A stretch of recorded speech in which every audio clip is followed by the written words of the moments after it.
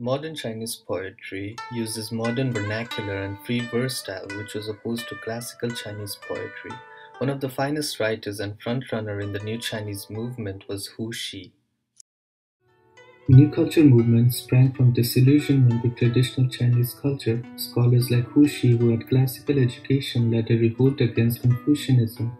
On May 4th, students in Beijing protested the Paris Peace Conference, giving German rights over Shandong to Imperial Japan, turning this cultural movement into a political one.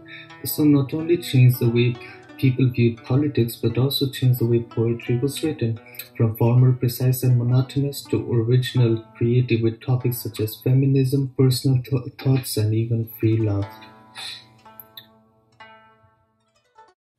China's most radical journal, New Youth, had many articles with an all-out attack on classical Chinese language.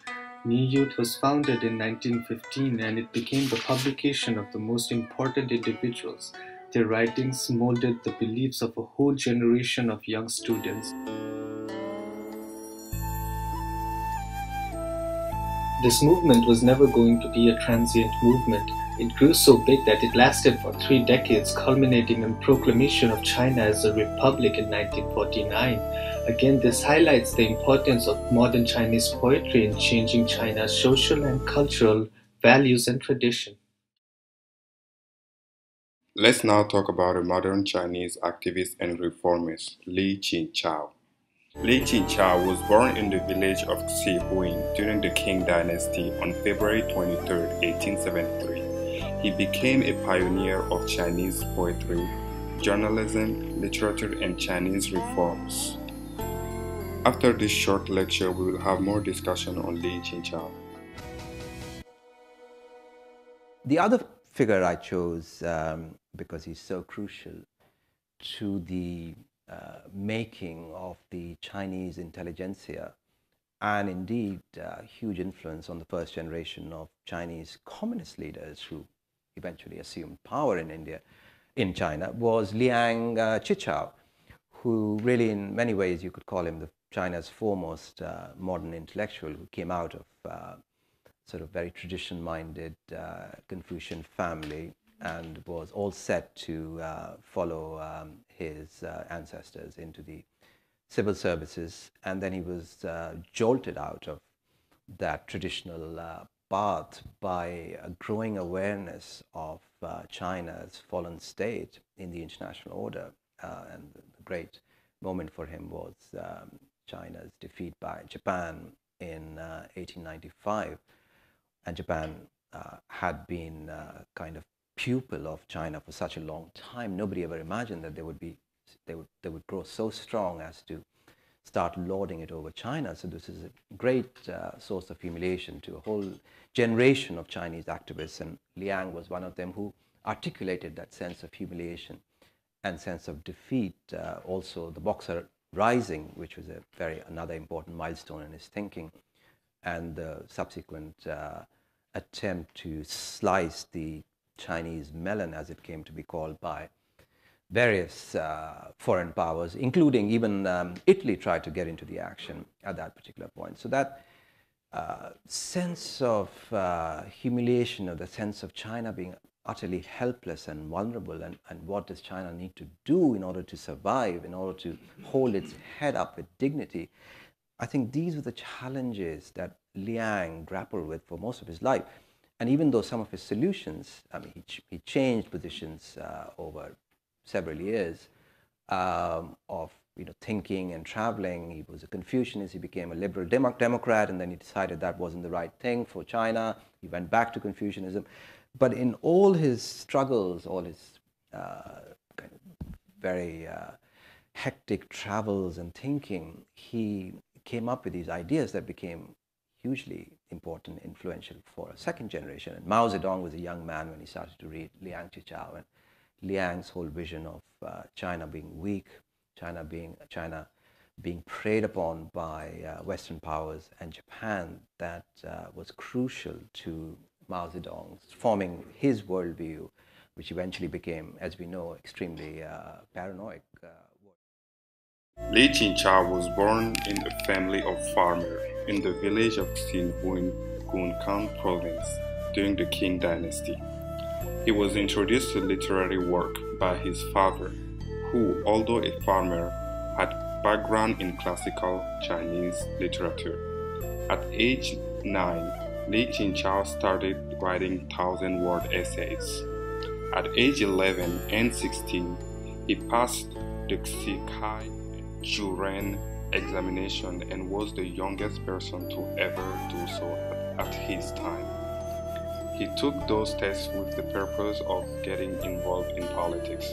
The Juren examination recruits exceptional contestants for potential state bureaucracy positions.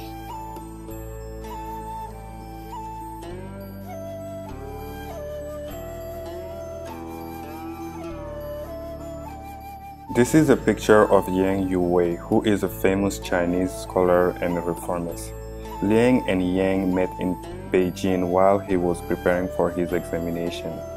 Yang Yuwei became his mentor, who taught him many aspects of politics in the capital of Beijing.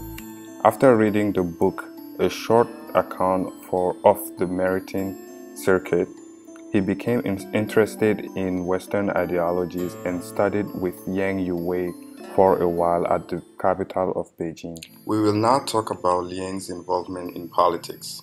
Liang believed that literary work was a powerful weapon when it came to influencing people's mentality and opinion.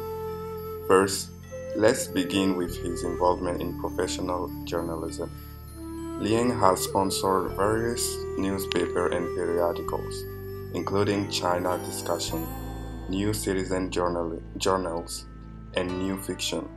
Thus, he became known as the forefather of Chinese journalism. In his early adult age, he became a writer for the Hunan Daily and the Hunan Journal for the Hunan province. Liang was considered the most influential turn-of-the-century scholar journalist. He showed that newspapers and magazines could be used as a medium to convey political ideas. He was dedicated to making politics and journalism two dependent fields in China. He believed that journalism and politics must have the same purpose and moral commitment, and that they can both be used to convey messages to the people. Liang set a standard in China when it comes to the role of journalism. He believed that journalism could be used to influence political figures, promote a revolution, and educate the people. Liang founded his newspaper called the Qin Yi Bao. He became then a pioneer in journalism in China, as he set a standard on what the role of journalists should be. The element of journalism, although published after his death, illustrates Liang's commitment to journalistic principles. The kind of truth Liang felt he was obligated to bring to his readers was more ideological than factual. New Citizen, of which Liang was editor-in-chief, was one of the first publications of its kind. Liang asserted that newspaper is the mirror of society, the sustenance of the present, and the lamp for the future. He categorized newspaper into four types: the newspaper of an individual, of a party, of a nation, and of the world. Ultimately, his goal was to produce a newspaper of the world, because, as he proclaimed, a newspaper of the world serves the interest of all humanity. This is one in many examples that illustrate how writing and literary work was a major factor of China's cultural transition from classical to modern literature. Let's now talk about Liang's contribution in politics. One of his most eventful involvement in politics is well illustrated by the events related to the 100 Days Reform in 1898. Liang had positive aspirations for China and felt that he could convey his ideas through the Wushu reform. Liang was unhappy with the governments of Qing government and wrote a paper on the 104-day national, cultural, political and educational reform movement and sent it to the emperor. This reform was triggered by his disappointment in Chinese wars with Japan, France, German Empire, and Russia. The goal of the reform was to promote modernization, self-strengthening, democracy, capitalism, and industrialization. The reform was rejected by the Empress Dowager Cixi. Liang became a wanted man and had to flee to Japan, where he lived for 14 years.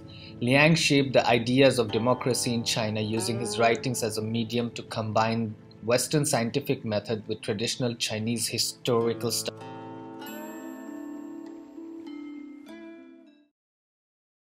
The literary accomplishments of Liang Qichao are manifold. His proposition that old styles should embody the new concept is the development of the so-called theory of revolutionizing Chinese poetry. Liang's article on the relation between fiction and the rule of the masses stresses the relation between fiction and the reformation of society. He believed that fiction possesses inconceivable power to which humanity is subject.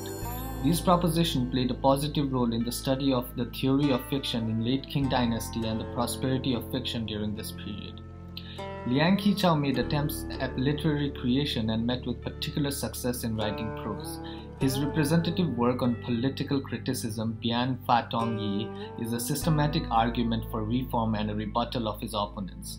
Liang's biography of 6 martyrs who died for China's ill-fated constitutional reform of 1898 portrays the men vividly in well-knit essays. Liang's academic research work covered a wide field since he probed extensively into both ideology and culture. His introduction to Qing dynasty academic learning, method of studying Chinese history, and a history of the last 300 years of academic research had an extensive impact on the Chinese academic community. He is considered a trailblazer in literary style in modern Chinese history.